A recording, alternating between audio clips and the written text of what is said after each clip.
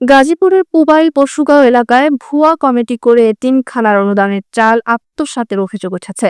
সোমবার সকালে বসুগাঁও এতিমখানা প্রাঙ্গণে আয়োজিত সংবাদ সম্মেলনে এসব অভিযোগ তুলে ধরেন মসজিদ ও এতিমখানার মোতাওয়াল্লি হাফেজ আহমেদ পাঠান। তিনি জানান, মূল কমিটির দায়িত্বে থাকা অবস্থায় একটি চক্র ভুয়া কমিটি গঠন করে সরকারি বরাদ্দকৃত 1 টন চাল আত্মসাৎ করে। পরবর্তীতে সেই চাল বিক্রি করে অর্থ আত্মসাৎ করা হয়। এ ঘটনায় এতিমখানা কমিটির সভাপতি জামির আলী খান জেলা প্রশাসকের কাছে লিখিত অভিযোগ দেন।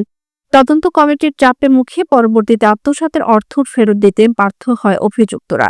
সংবাদ সম্মেলনে মিথ্যা ও বিভ্রান্তিকর প্রচারণার নিন্দা জানিয়ে সাংবাদিক জুয়েল পাঠানকে জড়িয়ে অপপ্রচার চালানোর প্রতিবাদ জানান মোতাওয়াল্লি ও মসজিদ কমিটির সভাপতি। তারা আরও জানান, ভুয়া কমিটির মূল হোদা মাসুম পাঠান, সুজন পাঠান ও আতাব পাঠান সহ জড়িতদের দৃষ্টান্তমূলক শাস্তির দাবি জানানো হয়েছে।